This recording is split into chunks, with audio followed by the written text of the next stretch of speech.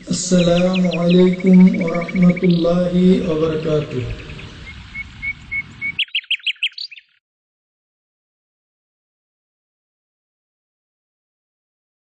بسم الله الرحمن الرحيم. পরম করুণাময় অসীম দয়ালু আল্লাহর নামে শুরু করছি। ইসলামিক কালচারাল সেন্টার দাম্মাম মহান আল্লাহর অশেষ রহমতে আল কোরআন এবং সহিহ হাদিসের আলোকে সঠিকভাবে ইসলাম ধর্ম শিক্ষা দেওয়া এক অনন্য প্রতিষ্ঠান।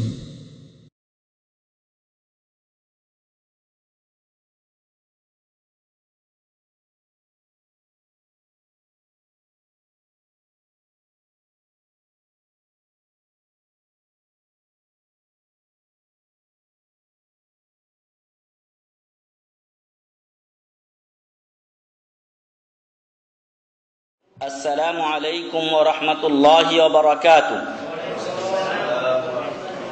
الحمد لله رب العالمين والعاقبة للمتقين والصلاة والسلام على أشرف الأنبياء والمرسلين نبينا محمد وعلى آله وصحبه أجمعين ومن تبعهم بإحسان إلى يوم الدين. أما بعد فأعوذ بالله من الشيطان الرجيم. بسم الله الرحمن الرحيم. قال الله تعالى في كلامه المجيد والفرقان الحميد: وما خلقت الجن والإنس إلا ليعبدون ما أريد منهم من رزق وما أريد أن يطعمون إن الله هو الرزاق ذو القوة المتين. سورة الذاريات 56 থেকে 58 নম্বর আয়াত. وقال تعالى: ولقد بعثنا في كل أمة رسولا أن اعبدوا الله واجتنبوا الطاغوت. سورة النحل 36 নম্বর আয়াত. যাবতীয় প্রশংসা, গুণগান, সিদ্ধসানা একমাত্র সেই মহান রব্বুল ইজ্জাতের জন্য, যার অশেষ মেহেরবানিতে আজকে আমরা এই সমাবেশে উপস্থিত হতে পেরেছি, কিছু ইসলামিক কথা বলার এবং শোনার তৌফিক পেয়েছি। সেই মহান রব্বুল আলামিনের শুকরিয়া আদা করি আলহামদুলিল্লাহ। দরুদ ও শান্তির ধারা বর্ষিত হোক বিশ্বনবী মুহাম্মদুর রাসূলুল্লাহ সাল্লাল্লাহু আলাইহি ওয়াসাল্লামের উপরে, যে নবী আমাদেরকে ইবাদতের যাবতীয় নিয়ম কানুন পদ্ধতি শিখিয়ে দিয়েছেন, সেই রাসূলের উপরে আমরা দরুদ পেশ করি সাল্লাল্লাহু আলাইহি ওয়াসাল্লাম। সম্মানিত উপস্থিতি, আজকের আলোচনার বিষয় হলো ইবাদতের সার কথা। আমরা সকলেই মহান রব্বুল আলামিনের ইবাদত করি। আমরা আবেদ, ইবাদতকারী, আমরা আব্দ, দাস। আমরা দাস হলাম মহান রব্বুল আলামিনের। আর এই দাসত্বের গুণ মানুষের জন্য সবচাইতে শ্রেষ্ঠ গুণ। দাসত্বের গুণ মানুষের জন্য সবচাইতে শ্রেষ্ঠ গুণ। আর এই জন্যই মহান রব্বুল আলামিন তার প্রিয় নবী মুহাম্মদুর রাসূলুল্লাহ সাল্লাল্লাহু আলাইহি ওয়াসাল্লামকে দাসত্বের গুণে গুণান্বিত করে বলেছেন: সুবহানাল্লাযী আসরা বিআবদিহি লাইলাম মিনাল মাসজিদিল হারাম ইলাল মাসজিদিল আকসাল্লাযী বারাকনা হাওলাহু লিনুরিয়াহু মিন আয়াতিনা ইন্নাহু হুয়াস সামিউল বাসীর। মহান রব্বুল আলামিন সূরা বনী ইসরাঈল 1 নম্বর আয়াতে বলছেন যে সুবহানাল্লাযী আসরা বিআবদিহি, পবিত্র সেই সত্তা যিনি রাত্রিকালীন ভ্রমণ করিয়েছেন তার বান্দাকে, তার দাসকে, আর তিনি হলেন মুহাম্মদুর রাসূলুল্লাহ সাল্লাল্লাহু আলাইহি ওয়াসাল্লাম। তাহলে উবুদিয়ত, উলামারা মুফাসসিরিন কিরাম বলছেন, মুহাদ্দিসিনরা সকলেই একমত যে উবুদিয়ত হচ্ছে বান্দার সবচেয়ে শ্রেষ্ঠ গুণ। এইজন্য রাসূল সাল্লাল্লাহু আলাইহি ওয়াসাল্লামকে উবুদিয়ত দিয়ে দাসত্বের গুণে গুণান্বিত করে মহান রব্বুল আলামিন বলছেন বিআবদিহি। এখানে তো বিরাসূলিহি বলতে পারতেন, বিমুহাম্মদ বলতে পারতেন, কিন্তু বলেননি মহান রব্বুল আলামিন, বরং বলেছেন বিআবদিহি লাইলাম মিনাল মাসজিদিল হারাম ইলাল মাসজিদিল আকসা। তার বান্দাকে রাত্রের কিছু সময় রাত্রিকালীন ভ্রমণ করিয়েছেন মসজিদে হারাম মক্কা শরীফ থেকে ইলাল মাসজিদিল আকসা বাইতুল মুকাদ্দাস পর্যন্ত।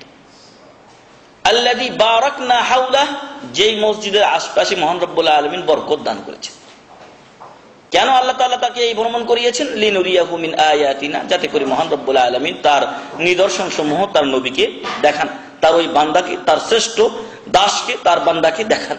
এই জন্য মহান রব্বুল আলামিন রাতে তাকে ভ্রমণ করিয়েছিলেন। এবং যখন বাইতুল মুকাদ্দাস দেখা শেষ হলো, তারপরে তাকে ঊর্ধ্বগমনে একেবারে সপ্তম আকাশ পর্যন্ত নিয়ে যাওয়া হয়েছে, জান্নাত জাহান্নাম অনেক কিছুই তাকে দেখানো হয়েছে। তো এইগুলো মহান রব্বুল আলামিনের আয়াত, নিদর্শন, সেগুলো আল্লাহ তাকে দেখিয়েছেন। ইন্নাহু হুয়াস সামিউল বাসীর, নিশ্চয় মহান রব্বুল আলামিন সবকিছু শুনেন এবং সবকিছু দেখেন। সূরাতু বনী ইসরাঈল 1 নম্বর আয়াত। তাহলে আমরা এখান থেকে বুঝতে পারলাম যে বান্দার সবচাইতে শ্রেষ্ঠ গুণ হলো দাসত্বের গুণ, বান্দার গুণ, আবেদের গুণ। অনুরূপ নবী মুহাম্মদুর রাসূলুল্লাহ সাল্লাল্লাহু আলাইহি সাল্লাম নিজের ব্যাপারে বলেছেন, লা তুতুরুনি কামা আতরাতিন নাসারা ইবনে মারইয়াম, তোমরা আমাকে নিয়ে সেই রকম বাড়াবাড়ি করিও না যেমন খ্রিস্টানেরা ইবনে মারইয়াম ঈসা আলাইহিস সালামকে নিয়ে বাড়াবাড়ি করেছে। ওয়া ইন্নামা আনা আবদুন, বরং আমি কেবল মাত্র একজন আল্লাহর বান্দা। ফাকুলু আব্দুল্লাহি ওয়া রাসূল, অতএব তোমরা আমাকে আল্লাহর বান্দা এবং তার রাসূল বলো। আল্লাহু আকবার। তাহলে বান্দার বা দাসত্বের গুণটাই মানুষের জন্য সবচেয়ে উত্তম গুণ। তাই আল্লাহ তাআলা তার নবীকে পর্যন্ত এই গুণে গুণান্বিত করেছেন।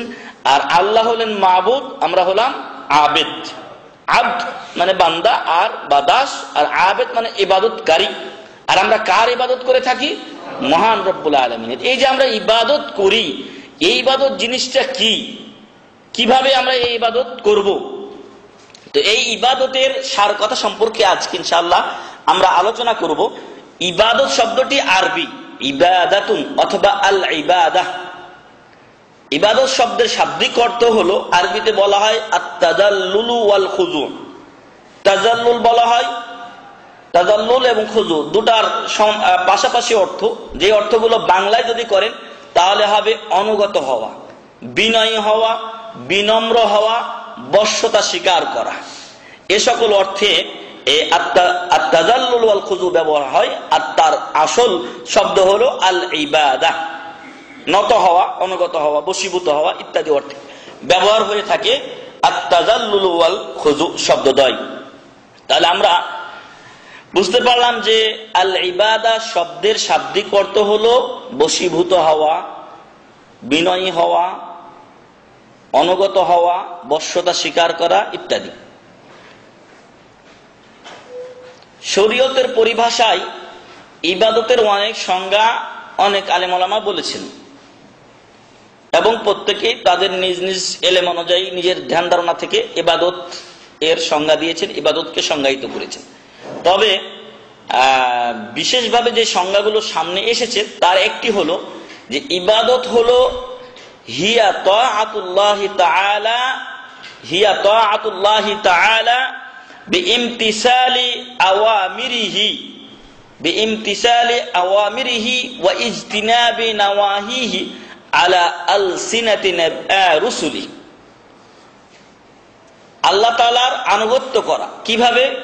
বিইমতিসালি আওয়ামিরিহি, আল্লাহ যে আদেশ দিয়েছেন তা বাস্তবায়নের মাধ্যমে, ওয়া ইজতিনাবি নাওয়াহিহি, আল্লাহ যে নিষেধ করেছেন সেই নিষেধ থেকে দূরে থাকার মাধ্যমে আল্লাহর অনুগত হওয়া। তাহলে আমরা শাব্দিক অর্থে বলেছিলাম যে ইবাদত শব্দের অর্থ হলো অনুগত হওয়া, বশ্যতা স্বীকার করা, আনুগত্য করা। তো অনুরূপ অর্থই চলে এসেছে তার পারিভাষিক অর্থে যে মহান রব্বুল আলামিনের আনুগত্য করতে হবে। কিভাবে? তার আদেশ পালন করতে হবে, নিষেধ থেকে দূরে থাকতে হবে। আর এগুলো কিভাবে হবে? এগুলো হবে নবী ও রাসূলগণের মাধ্যমে।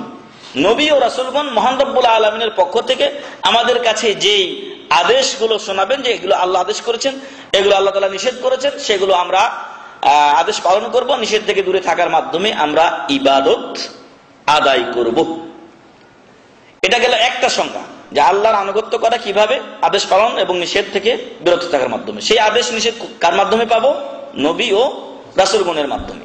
2 নম্বর যে সংজ্ঞা এবং সবচেয়ে ভালো সংজ্ঞা ইবাদতের ওলামারা করেছেন সেটা হলো যে ইসমুন জামিউন লিকুল্লি মা ইউহিব্বুহুল্লাহু ওয়া ইয়ারদাহু মিনাল আকওয়ালি ওয়াল আ'মালিয যাহিরাতি ওয়াল বাতিন। এটা হলো ইবাদতের সবচাইতে পরিপূর্ণ সংজ্ঞা। অর্থ কি? ইসমুন জামি, একটা সামষ্টিক বিশেষ্য, এমন একটা সমষ্টির নাম ইবাদত, যেই সমষ্টিকে ইউহিব্বুহুল্লাহ ওয়া ইয়ারদাহ, মহান রব্বুল আলামিন সেগুলো ভালোবাসেন, ওই আমলের সমষ্টিগুলোকে, এবং তাতে আল্লাহ তাআলা সন্তুষ্ট হন। সেই আমলগুলো কেমন? মিনাল আকওয়ালি ওয়াল আ'মালি যাহিরা ওয়াল বাতিনা। যে আমলগুলোর কথা বলা হচ্ছে সেগুলো মুখের কথাও হতে পারে, সেগুলো বাহ্যিক, সেগুলো কাজও হতে পারে। আর সেই কথা ও কাজগুলো দুই রকম হতে পারে, একটা বাহ্যিক আর একটা আভ্যন্তরীণ। আমি মনে মনে আল্লাহকে জিকির করলাম, সুবহানাল্লাহ আলহামদুলিল্লাহ, বা যখন আমরা জিকির আজকার করছি আপনার সুবহানাল্লাহ আলহামদুলিল্লাহ আল্লাহু আকবার নামাজের পরে, তো এই জিকিরগুলো আমরা মনে মনে করছি। তো এগুলো হচ্ছে আপনার আভ্যন্তরীণ। আর বাহ্যিক কোনগুলো? বাহ্যিক আছে অনেক ইবাদত, যেমন নামাজ পড়লে দেখা যায় মানুষকে। এখন আপনারা এখানে আলোচনা শুনতে এসেছেন, দেখা যায় আপনি এখানে হাজির হয়েছেন, এটা একটা ইবাদত। কি এটা ইবাদত না? আপনারা এখানে উপস্থিত হয়েছেন, এটা একটা ইবাদত। আপনাদেরকে ঘিরে আছে আল্লাহর রহমতের ফেরেশতারা, আপনাদেরকে ঘিরে আছে আল্লাহর শান্তি প্রশান্তি এবং আল্লাহর রহমত। আল্লাহ তাআলা আমাদের জিকির করছেন কার কাছে? তার ফেরেশতাদের কাছে। এবং আল্লাহ তাআলা পরিশেষে এরকম সমাবেশের লোকদেরকে ক্ষমা করে দিয়ে থাকেন, আলহামদুলিল্লাহ। যে কথা বলছিলাম যে ইবাদতের সবচেয়ে পরিপূর্ণ সংজ্ঞা হলো এমন কিছু কথা ও কাজ যা বাহ্যিক বা আভ্যন্তরীণ হতে পারে, এবং আল্লাহ তাআলা সেগুলোকে কি করেন? পছন্দ করেন, ও তাতে সেগুলোকে আল্লাহ তাআলা সন্তুষ্ট হন, ভালোবাসেন। তো এ হচ্ছে ইবাদতের সংজ্ঞা।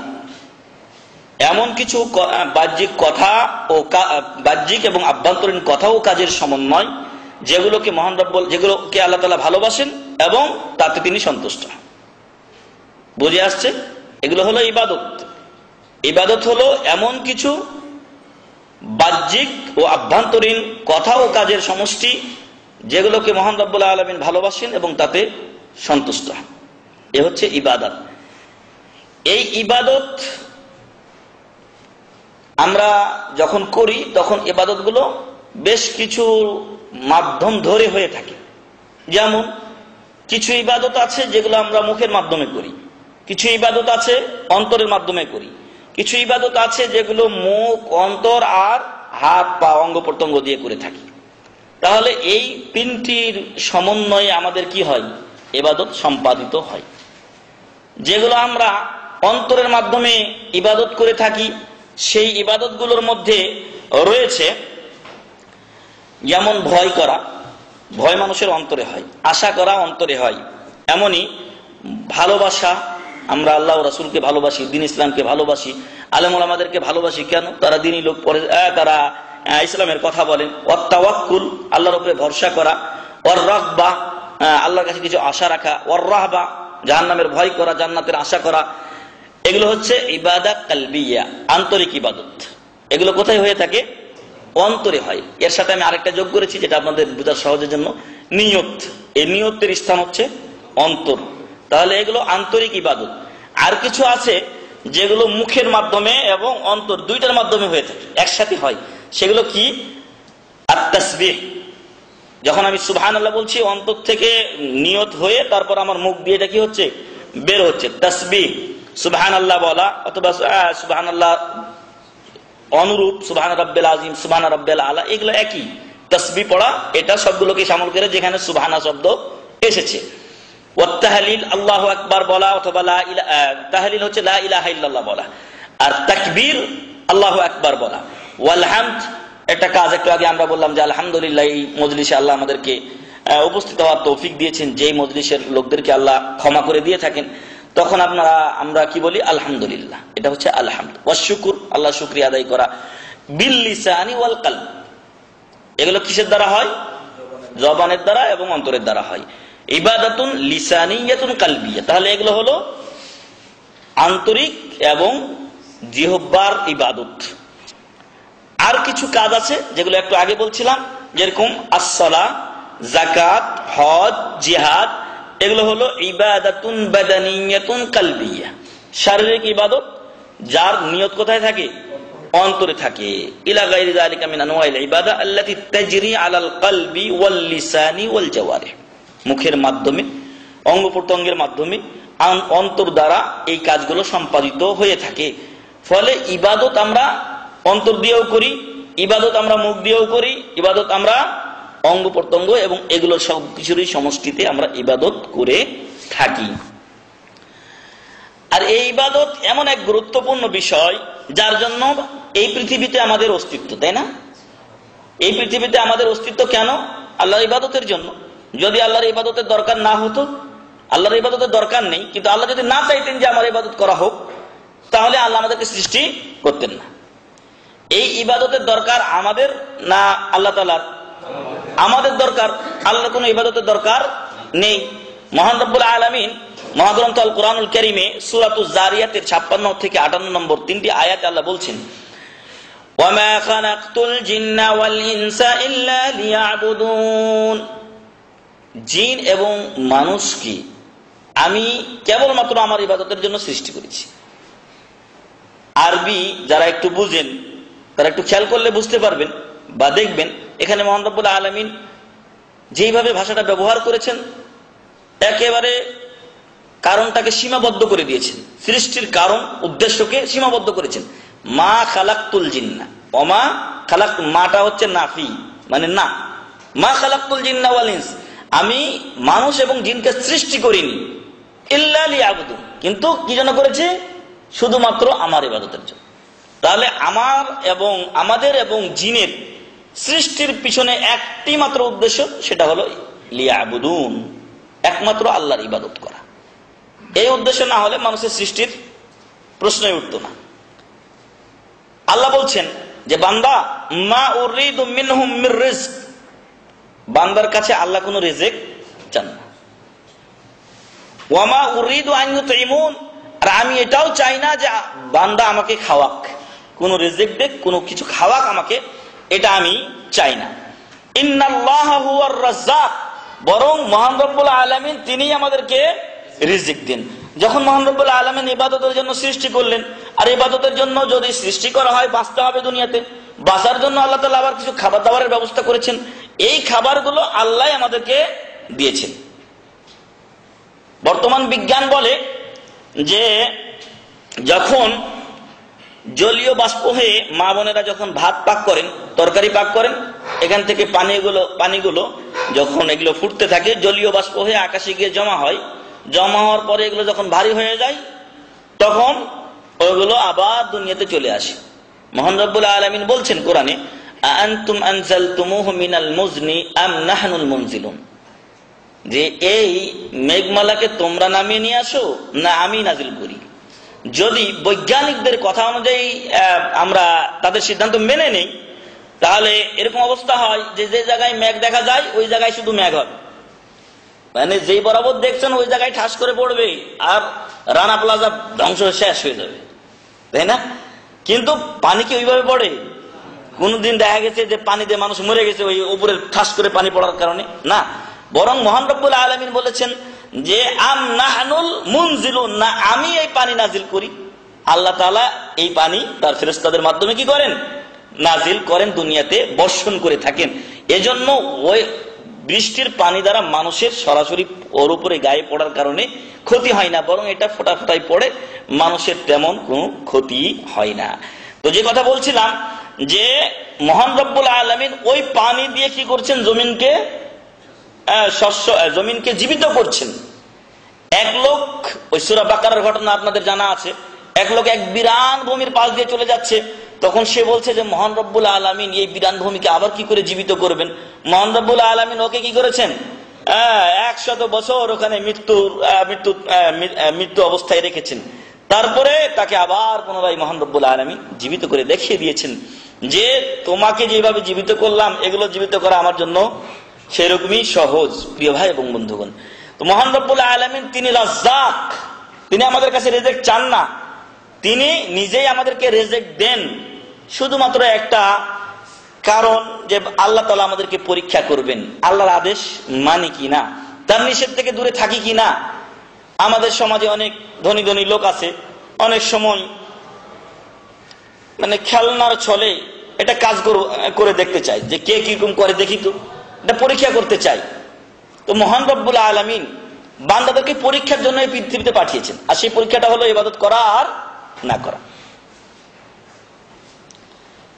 আল্লাহ বললেন ইন্নাল্লাহ হুয়ার রাজ্জাক, আল্লাহ রিজিক দিয়ে থাকেন যুল কুওয়াতিল মাতিন, যিনি মহাশক্তিশালী, যিনি মহাশক্তিশালী শক্তিধর।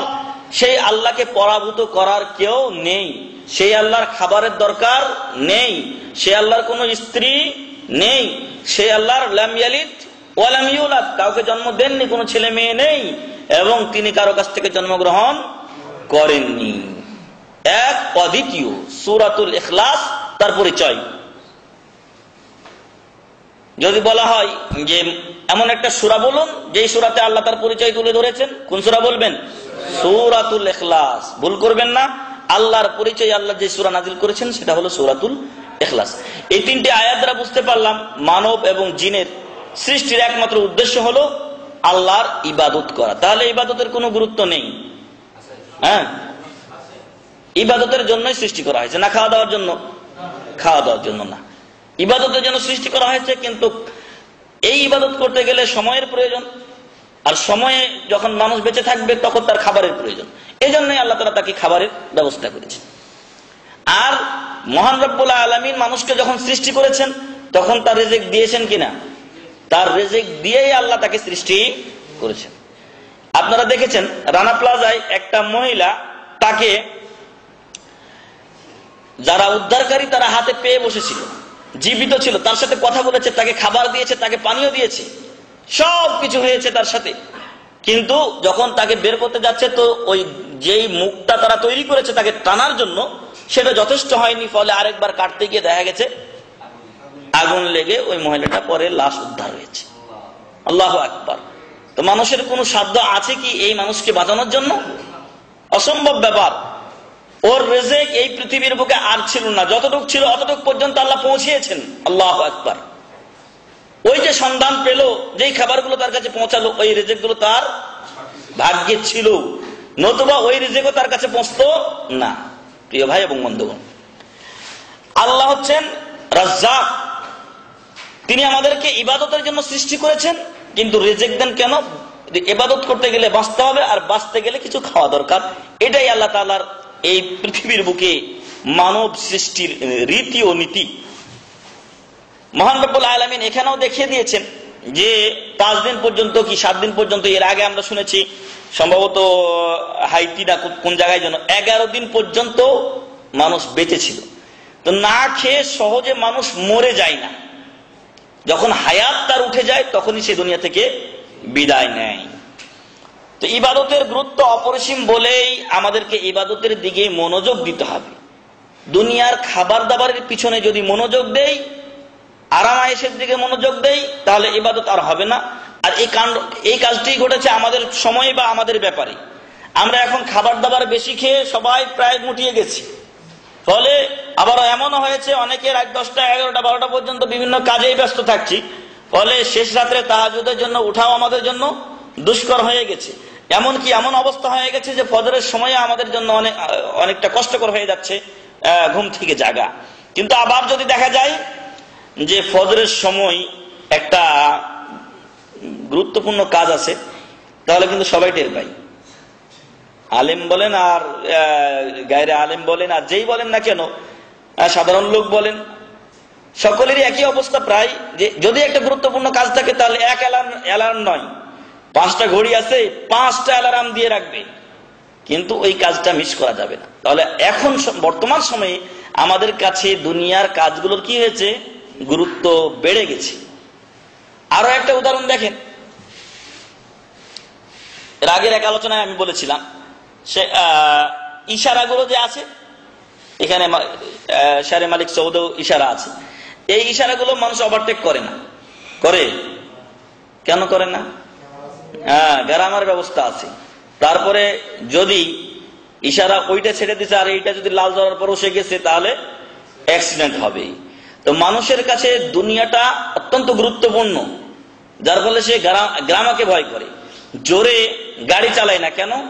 কারণ জোরে যদি গাড়ি চালায় তাহলে ওই যে ক্যামেরা সাহের আছে, ওর ফটো তুলবে। তো এগুলোকে মানুষ ভয় করে, কিন্তু আল্লাহকে ভয় করে না। যদি আল্লাহকে মানুষ ভয় করতো তাহলে সে ফজরের সময় ঠিকই নিয়মিত উঠত। ফজরের সময় মসজিদ প্রায় খালি দেখা গেছে, অনেক সময় গিয়ে ইমাম সাহেবকে পাওয়া যায় না, মুয়াজ্জিন সাহেবও নাই। গিয়ে দেখা যায় যে এক লোক নামাজ পড়াইলো, দাড়ি নেই, কি করবেন আর? এ হয়েছে আমাদের মুসলমানদের অবস্থা। ইবাদতের গুরুত্ব আমাদের কাছে নেই, অথচ এই ইবাদতের জন্যই আমাদেরকে সৃষ্টি করা হয়েছে। যারা সৌদি আরবে আমরা এসেছি কিসের জন্য এসেছি? কিছু টাকা পয়সা ইনকাম করার জন্য। যদি কেউ টাকা পয়সা ইনকাম ছাড়াই তার বাড়িতে ফিরে যায়, কি বলবে? পাগল, নির্বোধ, বোকা। আরো 10 জন ওর সাথে গেছে, এত এত কিছু করেছে, তুই কিছু করতে পারলি না। আর কিছু করা তো দূরের কথা, মানে শূন্য হাতে যাওয়া তো দূরের কথা, আপনি যদি কিছু কম করে যান, আরেকজন দেখা যায় যে আপনার তুলনায় বেশি করে ফেলেছে, আর তুইও ছিলি বিদেশে, ও ছিল বিদেশে, ও কত কিছু করলো, তুই কিছু করতে পারলি না। এই যে তুলনাটা, তো দুনিয়াতে আপনি সামান্য অর্থ উপার্জনের জন্য, যেটাতে আপনার পরকালের কোনো কিছু যায় আসে না, সেইটা উপার্জনের জন্য যখন আপনি এসেছেন আর শূন্য হাতে ফিরে যাচ্ছেন, তখন আপনাকে বড় নির্বোধ এবং বোকা বলা হচ্ছে। আর যারা এই দুনিয়াতে আসার পরে ইবাদতের খাতা শূন্য রেখে পরকালে চলে যাচ্ছে, তাদের অবস্থা কি হিসাব করেন তো? এদের চাইতে বড় বোকা পৃথিবীর বুকে আছে কি? যারা এর আগে আমি এক আকীদার দার্সে বলেছিলাম, শেখ ডক্টর সালেহ বিন ফাউজান আল ফাউজান হাফিজাহুল্লাহ, এই বেচারা বলেছেন যে কাফেরকে মুসলিম তুমি বড় মর্যাদা দাও। মনে করো যে আমেরিকা বড় একেবারে উপরে উঠে গেছে, কত না কিছু, হ্যাঁ, রাশিয়া এত কিছু, তারপরে ব্রিটেন এত কিছু, কিন্তু মনে রেখো যে ওরা হচ্ছে কাফের, ওরা হলো কাফের আর তুমি মুমিন। ওদের মরার সাথে সাথে শাস্তি কি হবে? শুরু হবে। ওদের পরকালে কোনো কিছু পাওয়ার আশা নেই। কিন্তু তুমি নিজেকে ছোট কেন মনে করছো? তুমি তো মুসলিম, তুমি একদিন না একদিন ইনশাআল্লাহ যদি তোমার তাওহীদ ঠিক থাকে তুমি জান্নাতে যাবেই যাবে, কিন্তু কাফের জান্নাতে যেতে পারবে না। ও ওর রবকে, ওর মালিককে চিনে নাই, তোর এলেমের কি আছে? যে তার মনিবকে, তার মালিককে, তার স্রষ্টাকে চিনতে পারে না, সেই ব্যক্তির এলেমের কিছুই নেই, যদিও দুনিয়াবি ক্ষেত্রে সে যতই লাফালাফি করুক না কেন। রাসূল সাল্লাল্লাহু আলাইহি ওয়াসাল্লাম নিজেও বলেছেন, আবু দাউদের হাদিস, যে এলেম 3 প্রকার, কোরআনের এলেম, হাদিসের এলেম এবং এলমে ফারাইজের এলেম। এছাড়া বাকি যে এলেমগুলো আছে এগুলোকে অতিরিক্ত বলা হয়েছে। ফলে ওদের দুনিয়ার এলেম আছে, দুনিয়ার এলেম অতিরিক্ত এলেম, কিন্তু আসল যে এলেম সেই এলেম ওদের নেই। তাহলে এই ইবাদতের উদ্দেশ্যে আমাদের সৃষ্টি করা হয়েছে, ওই ইবাদতের খাতায় ওরা শূন্য। এজন্য মুসলিম ভাই ও বোনদের প্রতি এটাই আমাদের আহ্বান থাকবে যে নিজেকে ছোট মনে করবেন না, এবং যেটা আপনি করছেন সেটা হিম্মতের সাথে করুন।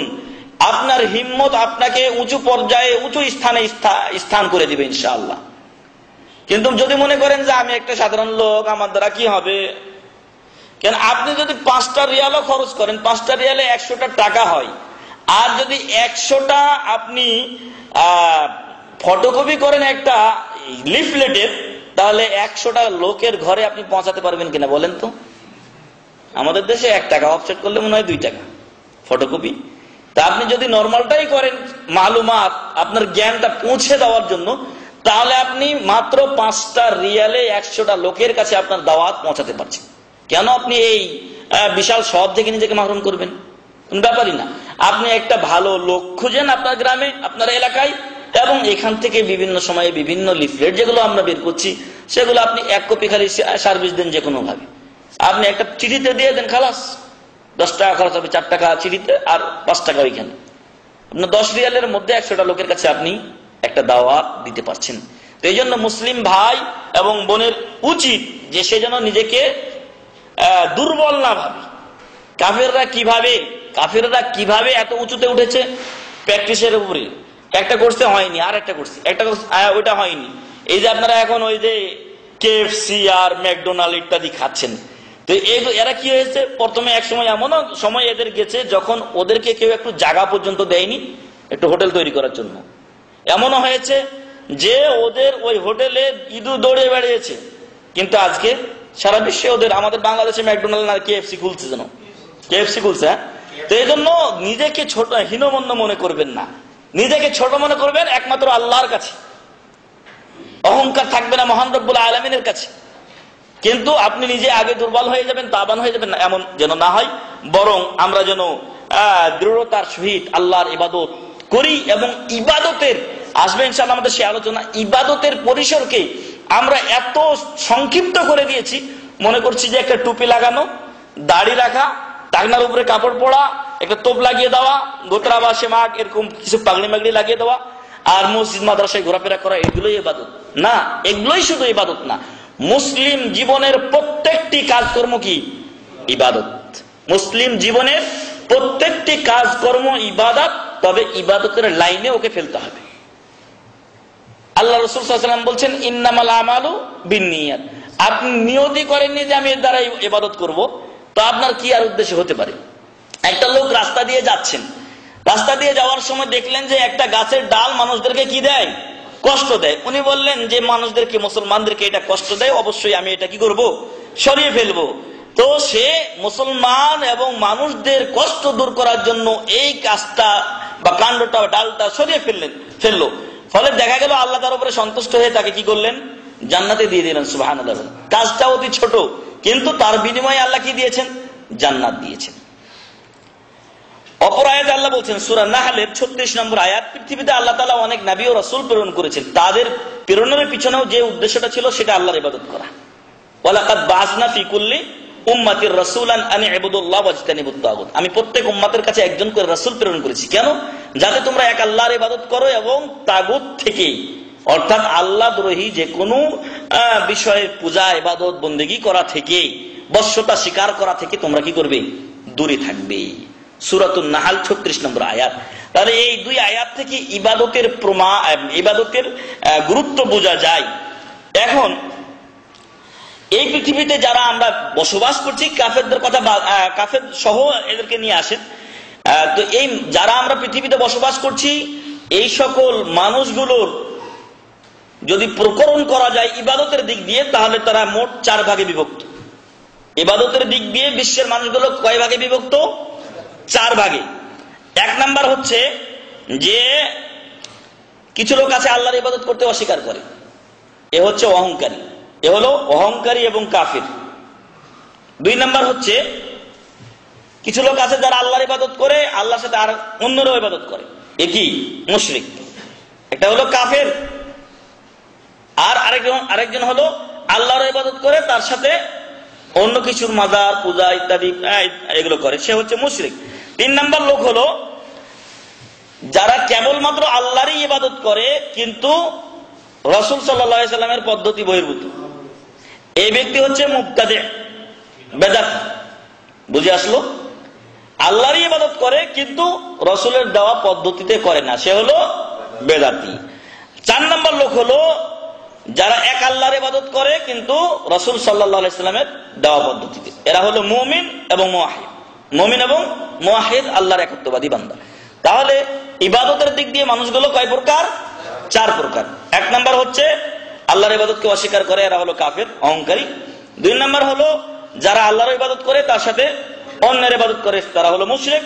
3 নাম্বার হলো আল্লাহরই ইবাদত করে কিন্তু রাসূলের তরিকা বহির্ভূত, যা আমাদের দেশের অবস্থা, শবে বরাত, শবে মেরাজ, ঈদে মিলাদুন নবী সহ আরো বিভিন্ন যেই ইবাদত গুলো চালু আছে, এগুলো তো রাসূলের অনুসরণ নেই, ফলে এই লোক বেদাত।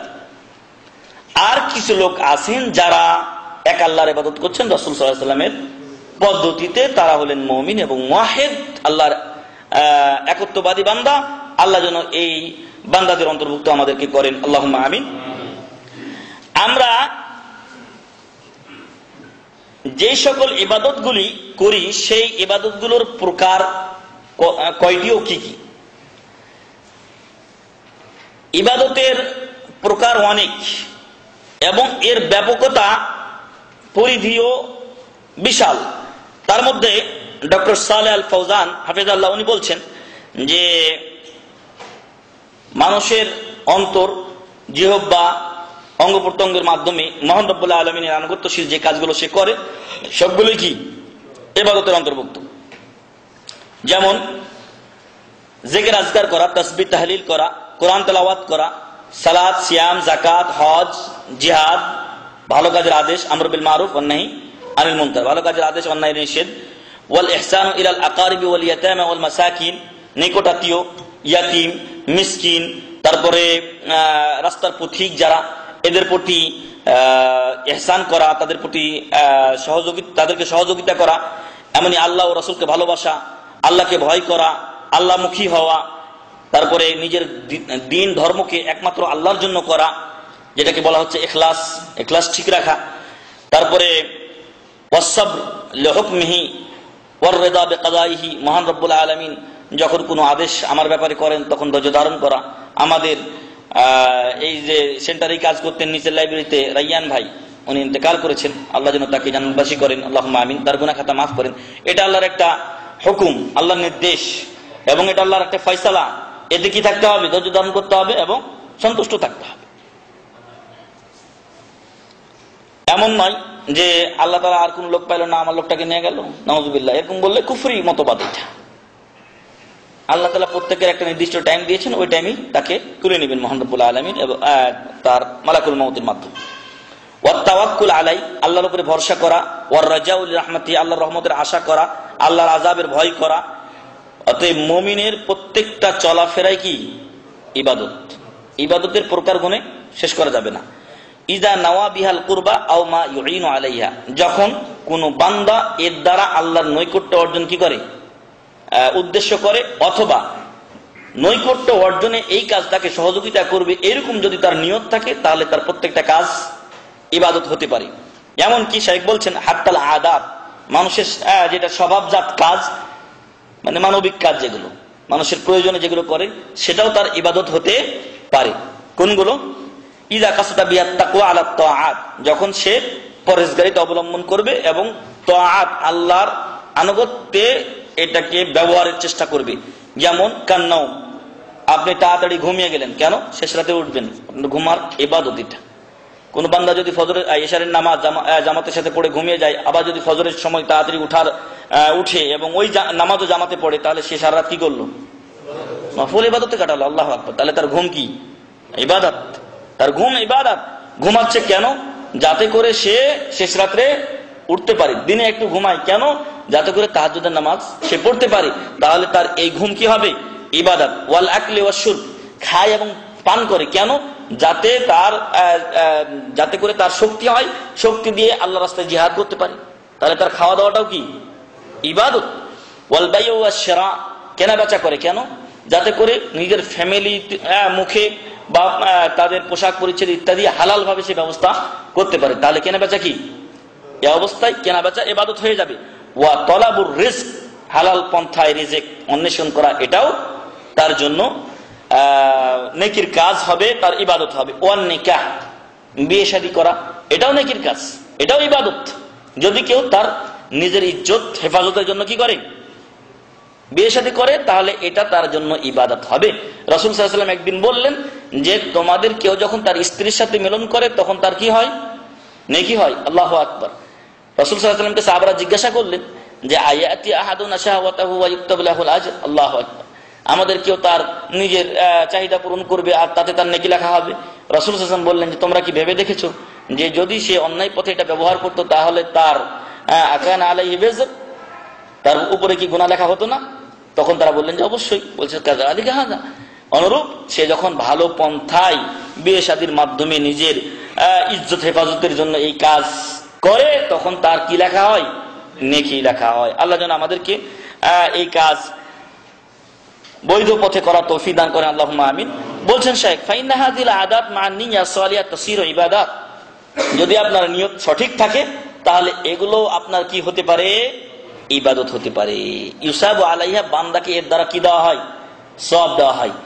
ওয়ালাইসাতিল ইবাদাতু কাসিরাতুন আলা শাআইরিল মারুফা, আর ইবাদত কিছু কৃষ্টি কালচারের সীমাবদ্ধ নয়। যেটা একটু আগে আমি বললাম, দাড়ি রাখলাম, টুপি দিলাম, গোদরা দিলাম, তোপ লাগাইলাম, তারপরে প্যান্ট না পরে পায়জামা লাগাইলাম, টাকনার উপরে পড়লাম, মসজিদে গেলাম, আইলাম মাদ্রাসায়, এগুলো এর মধ্যে সীমাবদ্ধ নয়। বরং একজন মুমিন মুসলিমের প্রতিটি কাজ ইবাদত হতে পারে যদি সে নিয়তটা কি রাখে?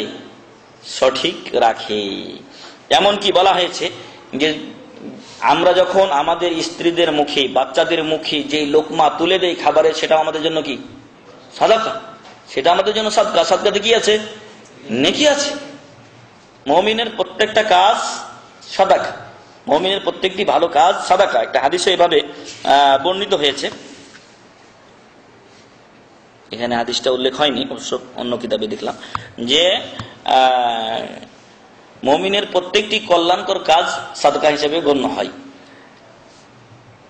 এখন এই যে ইবাদত, একটু আগেই আমরা বললাম যে ইবাদতটাকে অনেকে মনে করছে মসজিদ মাদ্রাসায় সীমাবদ্ধ, অথবা ধর্মীয় কিছু কৃষ্টি কালচার, যখন মানুষ মারা গেল তখন তাকে দাফন কাফন করা ইত্যাদি এগুলো, অথবা যখন কোন সন্তান জন্মগ্রহণ করলো তখন তার আকিকা দেওয়া, আজান দেওয়া ইত্যাদি, এগুলোতে সীমাবদ্ধ মনে করে না। ইবাদত এত স্বল্প পরিসর নয়, বরং মুসলিম জীবনের প্রত্যেকটি কাজ ইবাদত। আর ইবাদত বিষয়টা হলো তৌকিফি। তৌকিফি বলা হয় ওই সকল বিষয়কে যা আল্লাহ ও রসুলের কথার উপরে কি সীমাবদ্ধ। আল্লাহ ও রসুলের কথা ব্যতিরেকে কোনো ইবাদত হতে পারে না। অনেকে আমাদেরকে বলে যে এটা যে নাই শরীয়তে, এটা আপনি দেখান। নামাজের পরে সম্মিলিত মোনাজাত করা যাবে না, দলিল দেন আপনি। আমি কেন দলিল দিব ভাই? ইবাদত হচ্ছে তৌকিফি বিষয়, মানে ইবাদত করতে গেলে দলিল লাগবে, যেটা নাই দলিল সেটাই বেদাত। ইবাদত মনে করে করা সেটা কি বেদাত।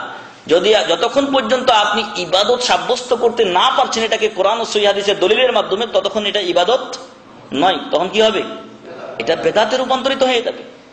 আল্লাহ রাসূল সাল্লাল্লাহু আলাইহি ওয়াসাল্লাম বলছেন, মান আহাদাসা ফি আমরিনা হাযা মা লাইসা মিনহু ফাহুয়া রাদ।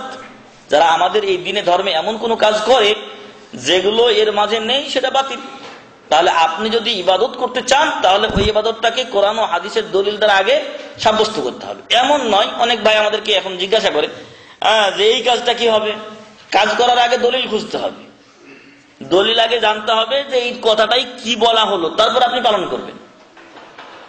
এমন নয় যে আমি দলিল না জানার আগেই কাজটা শুরু করে দিলাম, তারপর আমার কথাকে জায়েজ করার জন্য আমি এখন কি করি, দলিল খুঁজে বেড়াই। এখন যেইখান থেকে হোক, এই জয়ীব আর পচা আর সড়া যাই হোক না কেন, একটা দলিল আমি বের করে নিয়ে আসি, না, এটার নাম ইবাদত না। ইবাদত হলো তৌকিফি, আল্লাহ ও রসুলের কথার উপরে নির্ভরশীল। যখন তাদের কথা পাওয়া যাবে আদেশ, তখন সেটা ইবাদত। যদি না পাওয়া যায় তখন এটা বেদাত। মহান রব্বুল আলামিন বলছেন, আর ইবাদতের যে ইয়াটা আপনার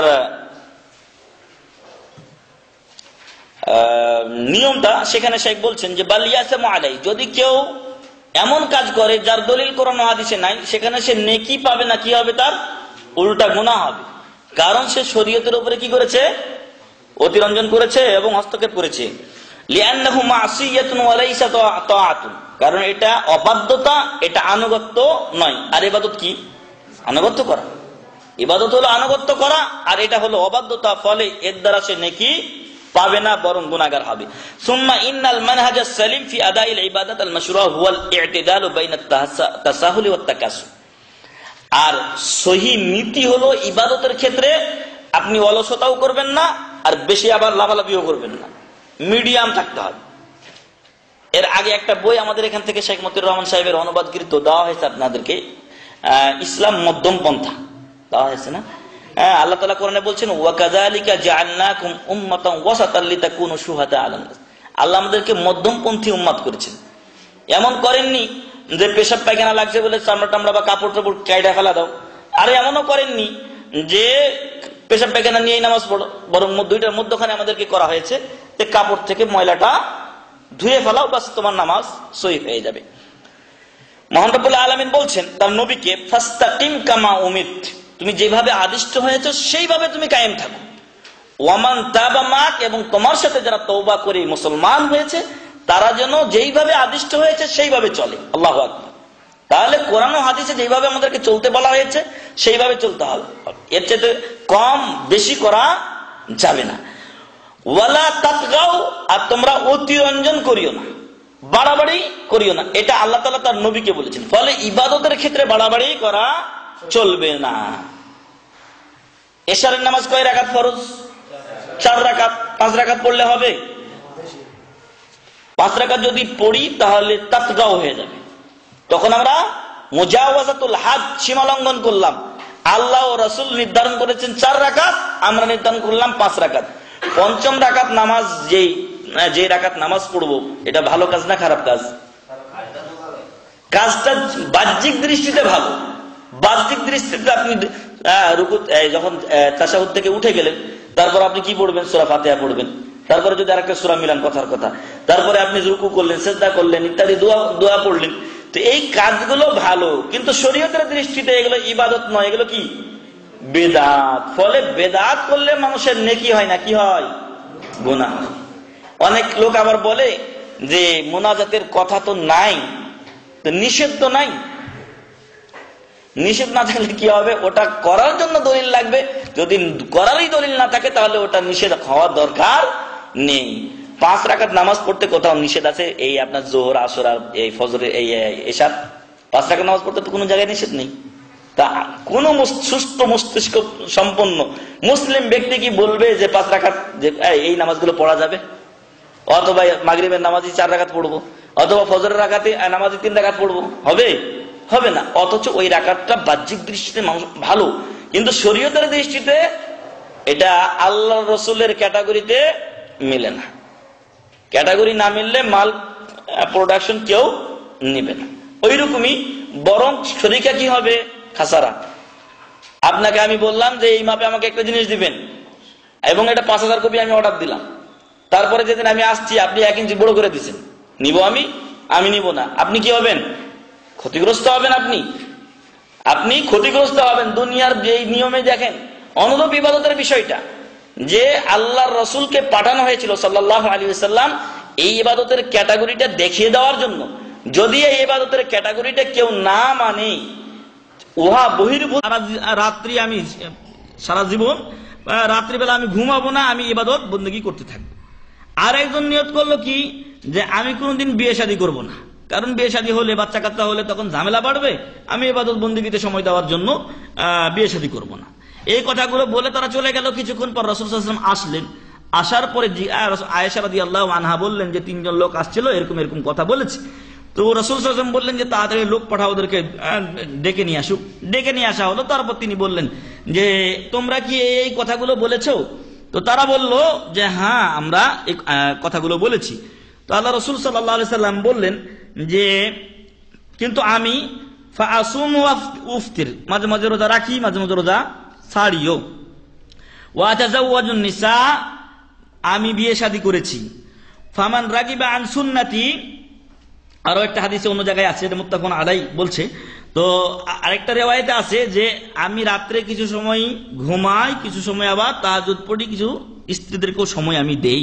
ফামান রাগিবা আন সুন্নতি ফালাইসা মিন্নি, যে আমার নিয়ম এর বাইরে চলে যাবে, আমার নিয়ম বহির্ভূত কাজ করবে, সে আমার দলের অন্তর্ভুক্ত নয়। আল্লাহু আকবার। তাহলে এখন যারা বিভিন্ন ওরস শরীফ, মাজার শরীফ আর কত কি শরীফ করছে, তারা যেন খেয়াল করে রাসূল সাল্লাল্লাহু আলাইহি ওয়াসাল্লামের এই হাদিস, যে ওদের এই কাজগুলো, মিলাদ মাহফিল বলেন, শবে বরাত বলেন, শবে মেরাজ বলেন, অথবা আরো কিছু বলেন, দোকানপাট উদ্বোধন করতে গেলে একটা মিলাদ দিয়ে দেওয়া, অথবা মাজারে গিয়ে সিজদা করা, তাদের এই কাজগুলো আল্লাহ রাসূল সাল্লাল্লাহু আলাইহি ওয়াসাল্লামের তরিকা পদ্ধতিতে কোরআন ও হাদিসে আছে কিনা। যদি না থাকে তাহলে নিশ্চিত এটা বাতিল বাতিল বাতিল, এর স্থান ইসলামে নেই। রাসূল সাল্লাল্লাহু আলাইহি ওয়াসাল্লাম বলেছেন মারদুদ, প্রত্যাখ্যাত, এবং ফালাইসা মিন্নি, তারা আমার দলের অন্তর্ভুক্ত নয়। কিয়ামতের দিন সুহকান সুহকান লিমান গায়্যারা বাদ, এখান থেকে দূর হয়ে যাও, জাহান্নামে তাদেরকে নিক্ষিপ্ত হতে হবে। বর্তমান সময়ে, সমসাময়িক সময়ে কিছু লোক পাওয়া যায় যারা ইবাদত বন্দেগী আমরা করছি। একদল লোক আছে বেশি অলস হয়ে গেছে, মানে জুমার দিন নামাজ পড়ে, অথবা মাঝে মাঝে নামাজ পড়ে, মাঝে মাঝে পড়ে না, রমজান মাসে রোজা রাখে, কিছু কিছু রাখে না। এরপরে সে নিজেকে বড় মনে করে, মুসলিম মনে করে। এরা হচ্ছে মুরজিয়া টাইপের লোক। মুরজিয়া আমরা আল্লাহর উপরে আশা করে যে আমরা ঈমান এনেছি, এটাই আমাদের জন্য কি যথেষ্ট। এটাও যেরকম বাতিল। অনুরূপ আরেক দল লোক আছে যারা বেশি বাড়াবাড়ি করে, ফলে সুন্নাতকে ওয়াজিব আর মুস্তাহাবকে ফরজ ইত্যাদি উপরে লেভেলে পৌঁছে দিয়েছে। ফলে এই দুইটাই নিন্দিত বিষয়, ঘৃণিত বিষয়। আর হক হলো এই দুইটার মধ্যখানে, মধ্যম পন্থা। বাড়াবাড়িও নেই, আবার বেশি অলসতাও নেই। আপনি আপনার সামর্থ্য অনুযায়ী মহান রব্বুল আলামিনের ইবাদত করে যাবেন, এটাই হচ্ছে নিয়ম।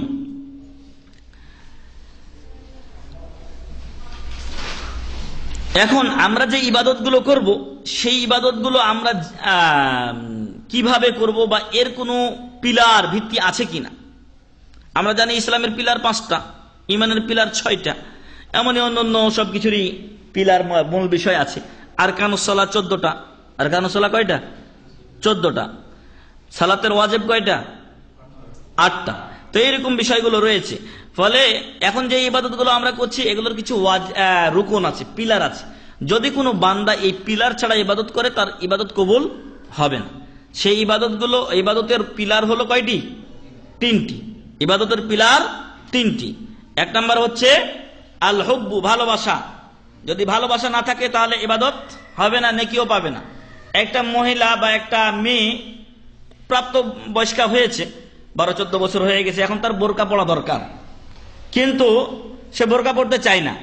বাপ মার ভয়ে বোরকা পরে, বোরকাটা পড়লো ঠিক, কিন্তু অন্তরের ভালোবাসা নেই, এজন্য নেকি হবে না। অন্তরে যদি ভালোবাসা না থাকে তাহলে তার নেকি হবে না। অনুরূপ একজন ছেলে বড় হয়েছে, নামাজ পড়া তার উপরে ফরজ হয়েছে। এখন এই ছেলে মহব্বতের সাথে নিজের ইচ্ছায় নামাজ পড়তে যায় না, বাপ ওর মারবে এই জন্য নামাজে যায়, মা মারবে এই জন্য নামাজে যায়। ফলে সে মায়েরকে ভয় করলো, কিন্তু ভালোবাসার সাথে সে ইবাদত করলো না। ফলে তার ইবাদতের 1 নাম্বার পিলার কি হলো? ধ্বংস হয়ে গেল। আর পিলার ধ্বংস হলে ইসলাম ধ্বংস হবে। ইসলামের 5 পিলারের কোন পিলার যদি কেউ না মানে তাহলে তার ইসলাম থাকবেই? ইসলাম তার থাকবে না। অনুরূপ ইবাদতের একটা পিলার চলে গেলে তার ইবাদত আর থাকলো না। তাহলে ভালোবাসার সাথে ইবাদত করতে হবে। মহান রব্বুল আলামিন বলছেন যে ইউহিব্বুহুম ওয়া ইউহিব্বুনা, আল্লাহ তাআলা মুমিনদেরকে কি করেন? ভালোবাসেন, আর মুমিনরাও আল্লাহকে ভালোবাসেন। তাহলে ভালোবাসার সাথে আল্লাহর ইবাদত করতে হবে। কুল ইন কুনতুম তুহিব্বুনাল্লাহ ফাত্তাবিউনি ইউহিব্বুকুমুল্লাহ। তো ভালোবাসা 1 নাম্বার ইবাদতের রুকন। তবে ভালোবাসার স্থানে আরেকটা শব্দ ব্যবহার হয়, ইশক। ইশক যদি হয় তাহলে এখানে ইশক হয় স্বামী স্ত্রীর মাঝে, অথবা একজন নারী পুরুষের মাঝে ইশক হয়। মানে যেখানে আপনার কামভাব থাকে, চাহিদা, যৌন চাহিদা থাকে, সেখানে হয় ইশক। কিন্তু মহান রব্বুল আলামিন বা রাসূলের ক্ষেত্রে ইশক হয় না। তাদের ক্ষেত্রে কি হয়? আল মাহাব্বা, ভালোবাসা। এজন্য এই শব্দগুলোর প্রয়োগ খেয়াল রাখতে হবে। অপর আয়াতে আল্লাহ বলছেন যে ওয়াল্লাযীনা আমানু আশাদ্দু হুব্বাল লিল্লাহ, কাফেরেরা তাদের মাবুদদেরকে ভালোবাসে। কাফেররা তাদের মাবুদদেরকে ভালোবাসে, কিন্তু এবং আল্লাহকেও ভালোবাসে। কাফেরদের ব্যাপারে বলা হয়েছে যারা শিরক করে, মক্কার কুফারে কুরাইশ, যারা আল্লাহকেও মানতো আর মূর্তিগুলোকেও মানতো, ওরা মূর্তিগুলোকেও ভালোবাসে, আল্লাহকেও ভালোবাসে। কিন্তু মুমিনদের ব্যাপারে বলা হয়েছে যে কাফেররা ওদের মূর্তিগুলোকে যেমন ভালোবাসে তার চাইতে মুমিনরা আল্লাহকে অধিক ভালোবাসে। ওয়াল্লাযীনা আমানু আশাদ্দু হুব্বান লিল্লাহ, যারা মুমিন তারা আল্লাহকে অধিক ভালোবাসেন কাফেরদের তাদের মাবুদদেরকে ভালোবাসার চাইতে। সূরাতুল বাকারা 165 নম্বর আয়াত। তাহলে বুঝতে পারলাম যে ইবাদতের 1 নম্বর পিলার কি থাকতে হবে? ভালোবাসা। 2 নম্বর হচ্ছে আল খাউফু, আল্লাহর ভয়, জাহান্নামের ভয় থাকতে হবে। কিছু লোক আছে যারা বলে যে আমরা জাহান্নামের ভয়, জান্নাতের আশায় আল্লাহর ইবাদত করি না, আমরা আল্লাহকে পাওয়ার জন্য বা আল্লাহর ইশকে আমরা ইবাদত করে থাকি। এরা ভ্রান্ত পথে আছে না এরকম লোক? হ্যাঁ, বিশাল দল। কিন্তু তাহলে দেখা যাচ্ছে আকীদার ক্ষেত্রে একেবারে গুমরা হয়ে গেছে। যার আকীদা নষ্ট, বাকি তার সবই নষ্ট। বুঝে আসছে তো? আল খাউফ, জাহান্নামের ভয় থাকতে হবে, আল্লাহর ভয় থাকতে হবে যে আমি যদি এই অন্যায় করি বা এই আনুগত্য না করি আল্লাহ আমাকে কি করবেন? শাস্তি দিবেন। হ্যাঁ, এবং সেই শাস্তি হবে জাহান্নামের শাস্তি, এবং এই শাস্তি, সেই শাস্তিগুলোকে ভয় করতে হবে। আরেকটা হচ্ছে আশা আকাঙ্ক্ষা। ইবাদত করছি কিসের আশায়? আল্লাহর কাছে জান্নাত পাওয়ার আশায়। আর এই ভ্রান্ত দল কি বলে যে যদি জাহান্নামের ভয়ে আর জান্নাতের আশায় ইবাদত করেন তাহলে শিরক করলেন। নাউজুবিল্লাহ। শিরকের সংজ্ঞা আর জানে না, শিরকের সংজ্ঞা আর পাইল না, এইখানে নাকি শিরক হয়ে যায়। আপনি যদি জাহান্নামের ভয়ে এবং আল্লাহর জান্নাতের আশায় আপনি ইবাদত করেন তাহলে আপনি শিরক করলেন। শিরক হলো আল্লাহর ইবাদতে অন্য কাউকে কি করা? অংশীদার সাব্যস্ত করা। এইখানে আমি আল্লাহর ইবাদতে কাউকে অংশীদার স্থাপন করিনি। মহান রব্বুল আলামিন তার নবী ও রাসূলদের গুণাবলী বর্ণনা করতে গিয়ে বলছেন ইন্নাহুম কানু ইউসারিউনা ফিল খায়রাত, তারা দ্রুত ভালো কাজে, কল্যাণকর কাজে তারা দ্রুতগামী ছিলেন। ওয়ায়াদউনানা, তারা আমাকে ডাকতেন কিভাবে? রাগাবান, তারা আশা আকাঙ্ক্ষা নিয়ে, ওয়া রাহাবান, এবং ভয়ভীতি সহকারে। এটা কাদের গুণ? নবী ও রাসূলদের গুণ। নবী ও রাসূলগণ আলাইহিমুস সালাতু ওয়াস সালাম তারা হলেন পৃথিবীর বুকে সবচাইতে শ্রেষ্ঠ ব্যক্তি, আর তাদের পথ আমাদেরকে অনুসরণ করতে বলা হয়েছে।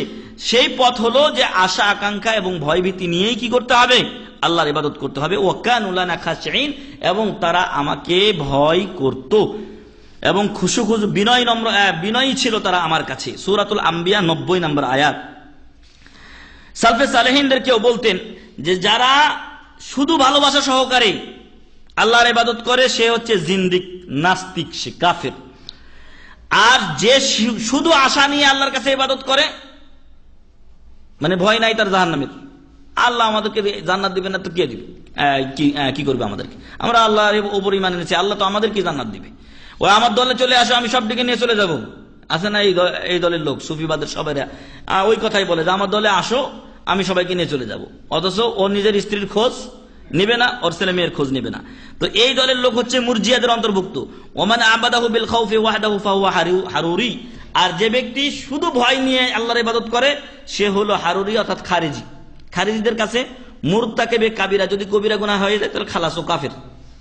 মুরতাকিবে কাবিরা এটা কবিরা গুনাহ করছে, কবিরা গুনাহ যার শেষে শাস্তি উল্লেখ হয়েছে। টাকনার নিচে কেউ কাপড় পরেছে, কাফের। কেউ দাড়ি চেঁচে ফেলেছে, কাফের। এরকম তাদের ফতোয়া। তো এই তিনটা দল যদি একটা একটা করে নেয় তাহলে এক এক দলে চলে গেল। শুধু ভালোবাসা হলে ওরা চলে গেল আপনার নাস্তিকদের দলে, কাফেরদের দলে। যদি শুধু আশা নিয়ে করে তাহলে মুরজিয়া, এরাও একটা ভ্রান্ত দল যারা আকীদার ক্ষেত্রে তৈরি হয়েছিল অনেক আগে, সাহাবাদের জামানার পরপরে এরা তৈরি হয়েছে, সৃষ্টি হয়েছে। আর কিছু দল আছে যারা শুধু ভয় নিয়ে আল্লাহর ইবাদত করে, তারা হলো খারিজদের মতো। আর ওমান আবাদাহু বিল হুব্বি ওয়াল খাউফি ওয়ার রাজাই ফাহুয়া মুমিন মুওয়াহিদ। আর যে ভালোবাসা তারপরে আপনার আশা আকাঙ্ক্ষা ভয়ভীতি নিয়ে ইবাদত করবে সে হলো মুমিন ব্যক্তি এবং সে হলো আল্লাহর একত্ববাদী বান্দা। তাহলে আমরা ইবাদত করব ভালোবাসা সহকারে, আশা আকাঙ্ক্ষা এবং ভয়ভীতি নিয়ে।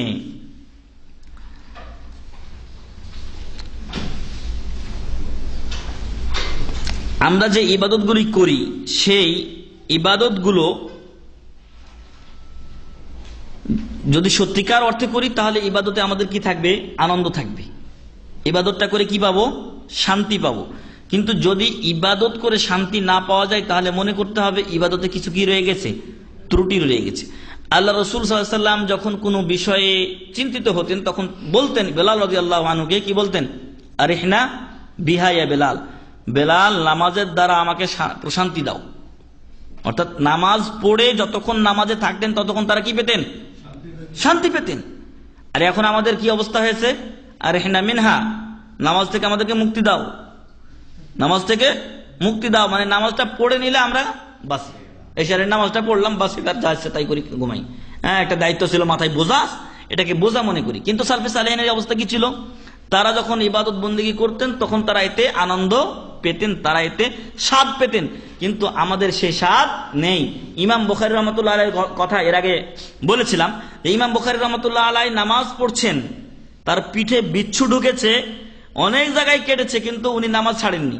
পরে উনি বলছেন যে দেখো তো আমার পিঠে কি যেন কামড়াচ্ছে। দেখা গেল জামাটা তুলে যে প্রায় 15 থেকে 16 জায়গায় তাকে দংশন করেছে এই বিচ্ছুতে। বলা হলো যে আপনি কেন প্রথমবার দংশনের সময় নামাজ ছেড়ে দেননি? উনি বলছেন অমুক সূরা পড়ছিলাম, খুব মজা পাচ্ছিলাম। আল্লাহু আকবার।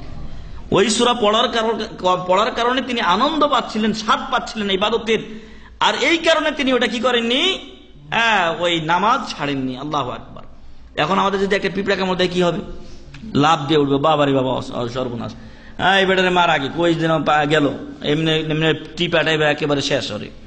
তো আসলে আমরা যখন ইবাদত করছি তখন ইবাদতের স্বাদ, এটা মজা, এটা আমরা অনুভব করতে পারছি না। দুইটা কথা বলে ইনশাআল্লাহ শেষ করব। রাসূল সাল্লাল্লাহু আলাইহি ওয়াসাল্লাম বলছেন যে ব্যক্তি আল্লাহকে রব হিসেবে এবং ইসলামকে দ্বীন হিসেবে, মুহাম্মদ সাল্লাল্লাহু আলাইহি ওয়াসাল্লামকে রাসূল হিসেবে মেনে সন্তুষ্ট হয়ে যায়, সে ব্যক্তি যাকাতা আমাল ঈমান, সে ঈমানের স্বাদ পাবে, সে ঈমানের স্বাদ পাবে। কিন্তু আমরা ঈমানের স্বাদ অনুভব করতে পারছি না। কেন? কারণ আমাদের ঈমানের ত্রুটি রয়ে গেছে। এজন্য আমাদের ঈমানকে আরো মজবুত করতে হবে। দুনিয়াবি যে বিষয়গুলোর প্রতি আমরা এখন বেশি আকৃষ্ট হয়ে গেছি সেগুলো থেকে একটু উঠে আসতে হবে। এমন নয় যে আমাকে এই বিল্ডিংটা করতেই হবে। একজন লোকের কথা জানি, বিল্ডিং করেছেন, এখন তার 30,000 রিয়ালের মতো মনে হয় ঋণ কর্জ, বেতন হচ্ছে 2,000 রিয়াল। যদি 2000 রিয়াল বেতন হয়, 30,000 রিয়াল যদি ধার হয় তো কত মাস লাগবে? 15 মাস তাকে শুধু এদিক দিয়ে খাওয়া নাই, নিজের ফ্যামিলির খরচ নাই। তো হিসাবটা করে দেখেন তো এরকম ঋণ করার দরকার আছে? দুনিয়ার প্রতি বেশি মোহ হয়ে গেলে এরকম হয় মানুষের।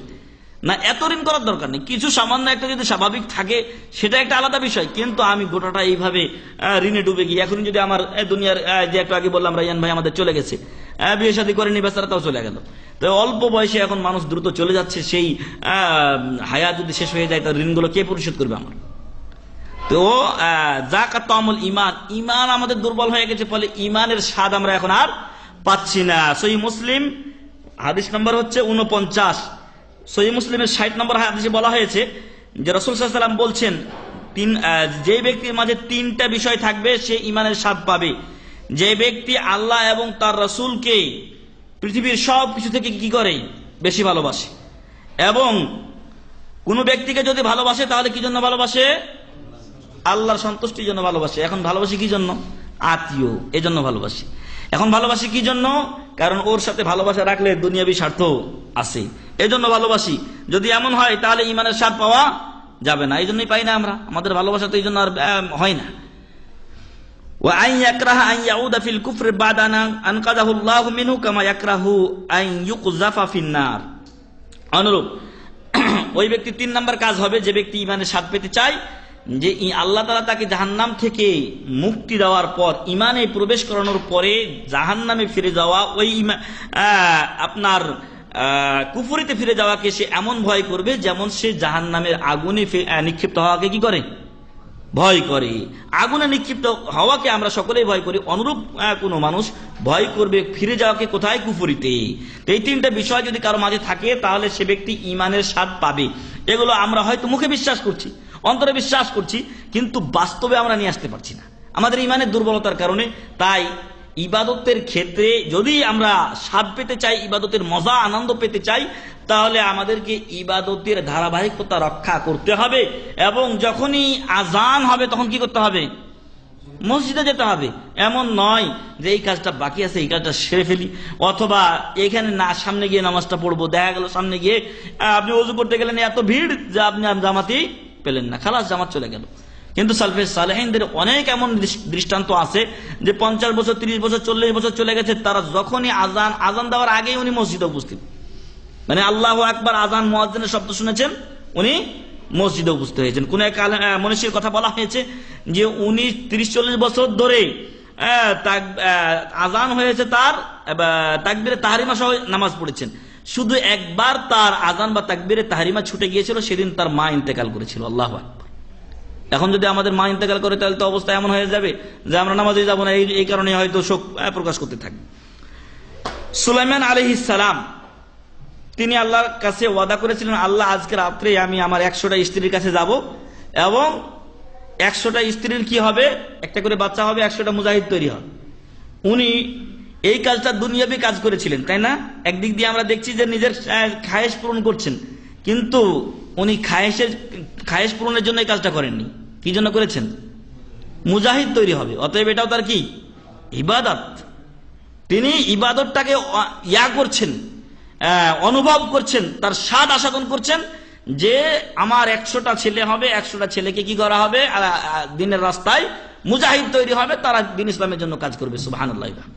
এখন আমরা কি 2টা সন্তান হলে এতদিন যথেষ্ট ছিল, এখন একটা হলে যথেষ্ট। যদি মরে যায় তখন আমরা ঘুরে বেড়াও, সম্পদ এবার কে নিবে? খুঁজে বেড়াই।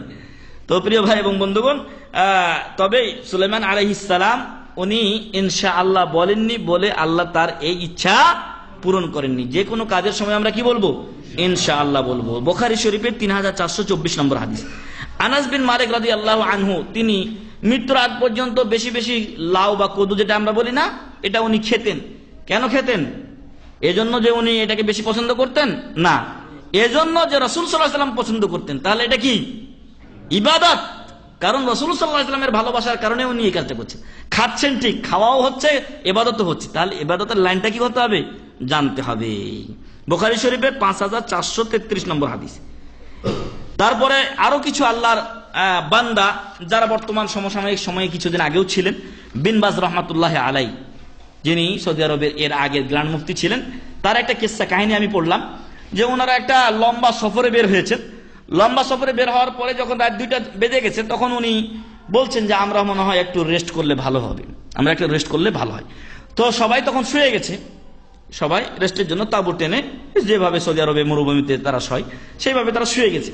কিন্তু যখন সবাই শুয়ে গেছে, উনি তো অন্ধ মানুষ, চুপচাপ উঠে তারপরে উনি উজু করা শুরু করেছেন। উজু করে তারপরে উনি নামাজ পড়া শুরু করেছেন। আর একজন লোক পেশাবের জন্য উঠেছে, তো উনি দেখছেন যে শায়েখ নামাজ পড়ছেন, আল্লাহু আকবার, অন্ধ মানুষ উনি নামাজ পড়ছেন আর সবাই, আর ওই দলের মধ্যে তো উনি সবচেয়ে ভালো মানুষ, এরপরও উনি আল্লাহকে কত ভয় করেন যে উনি নামাজ পড়া শুরু করেছেন। ওই লোক বলছেন বা ছাত্র বলছেন যে এরপরে ফজরের টাইমের কিছুক্ষণ পূর্বে আমার আবার ঘুম ভাঙে, তো তখনও দেখছি যে শায়েখ দাঁড়িয়ে নামাজ পড়ছেন, আর আমার উঠা টের পেয়ে উনি চট করে নামাজটা শেষ করে দিয়ে কি করলেন, শুয়ে পড়লেন। তারপরে একটু পরে আমি তখন উঠলাম, উঠে পেশাব পায়খানা করে আমি উজু করে না আজান দিলাম ফজরের। তখন বলছেন যে আস্তাগফিরুল্লাহ, আমরা শুয়েই রাত কাটিয়ে দিলাম। আল্লাহু আকবার। মানে মানুষকে কি দেখালেন যে আমরা ঘুমিয়েই রাত কাটালাম, কিন্তু উনি কি করেছেন, ঘুমিয়েছেন কি, ঘুমাননি। আরো একটা তার ঘটনা বলা হয়েছে যে কোনো এক সফর থেকে রাত 2টার সময় তিনি এসেছেন, আসার পরে উনি 3টার সময় আবার উঠে গেছেন, মানে 1টা ঘন্টা মাত্র রেস্ট নিয়েছেন। তারপরে বাকি সময়টা তাহাজ্জুদে কাটিয়ে ফজরের নামাজ পড়ছেন, ফজরের নামাজের পরে দার্স, এরপর মানুষের বিভিন্ন মাসলা মাসাইল শোনা, মানে ওই রাতের ঘুম কি শেষ। পরের দিন আমরা হলে কি করতাম, যে আজকে রাত্রে ঘুম হয় না, আজকে ফজর থেকে বন্ধ, শায়েখ আজকে ব্যস্ত, এই অবস্থা হতো আমাদের। কিন্তু না, শায়েখ বিন বাজ রহমাতুল্লাহ আলাইহির মতো লোক, তারা ইবাদতকে কি করেছেন, ইবাদতের স্বাদ বুঝেছেন, ফলে তারা রাত্রি জেগে জেগে ইবাদত করেছেন, যার কারণে আল্লাহ তাদেরকে উঁচু করেছেন। ইয়ারফাইল্লাহুল্লাযীনা আমানু মিনকুম ওয়াল্লাযীনা উতুল ইলমা দারাজাত। আল্লাহ তাআলা তোমাদের মধ্যে যারা ঈমান আনয়ন করেছে এবং যাদেরকে এলেম দেওয়া হয়েছে তাদের মর্যাদা উঁচু করবেন, সেইভাবে তাদের মর্যাদা আল্লাহ তাআলা উঁচু করেছেন। আমরাও যদি ঈমানের স্বাদ, ইবাদতের স্বাদ বুঝতে পারি, তাহলে আমাদেরও এরকম অবস্থা হবে। তো আল্লাহ যেন আমাদেরকে ইবাদতের স্বাদ বোঝার তৌফিক দান করেন, আল্লাহুম্মা আমিন। ইবাদতের প্রতি আল্লাহ আমাদের মহব্বত, ভালোবাসা সৃষ্টি করে দেন, আল্লাহুম্মা আমিন। আল্লাহ তাআলা যেন আমাদেরকে যেইভাবে তার রাসূল ইবাদত করতে বলেছেন, তার রাসূল আমাদেরকে সেইভাবে ইবাদত করা তৌফিক দান করেন, আল্লাহুম্মা আমিন। যেই ইবাদত সামান্য আমরা করি তা হয়তো আমাদের মুক্তির জন্য যথেষ্ট নাও হতে পারে, আল্লাহ যেন এগুলোকে আমাদের পক্ষ থেকে কবুল করেন, আল্লাহুম্মা আমিন। এবং মানুষ যখন কবরে যাবে তখন তার সৎ আমলই তার সাথে যাবে, এগুলোকে যেন আল্লাহ আমাদের নাজাতের ওসিলা করেন, আল্লাহুম্মা আমিন। এবং সকলের প্রতি এই উদাত্ত আহ্বান থাকবে, আমরা যেন পরস্পর ইবাদতের ক্ষেত্রে একে অপরকে কি করি, সহযোগিতা করি। যদি কারো মাঝে ত্রুটি দেখতে পাই, তাহলে গীবত, পরনিন্দা, পরচর্চা না করে তাকে সংশোধনের চেষ্টা করি। আল্লাহ যেন আমাদেরকে সে তৌফিক দান করেন, আল্লাহুম্মা আমিন। আল্লাহ তাআলা আমাদেরকে তার যাবতীয় ইবাদত পালনের তৌফিক দান করুন, আল্লাহুম্মা আমিন। ওয়া আখির দাওয়ানা আলহামদুলিল্লাহি রাব্বিল আলামিন। সুবহানাকা আল্লাহুম্মা ওয়া বিহামদিকা আশহাদু আল্লা ইলাহা ইল্লা আনতা আস্তাগফিরুকা ওয়া আতুবু ইলাইক। আসসালামু আলাইকুম ওয়া রাহমাতুল্লাহি ওয়া বারাকাতুহু। কাফন আমার আপন, কবর আমার ঘাঁটি, ওই কবরে যেতে হবে, থাকবে না কেউ সাথী। ওই কবরে যেতে হবে, থাকবে না কেউ সাথী। কাফন আমার আপন, কবর আমার ঘাঁটি, ওই কবরে যেতে হবে, থাকবে না কেউ সাথী। ওই কবরে যেতে হবে, থাকবে না কেউ সাথী। থাকতে হবে নিরালায় একা।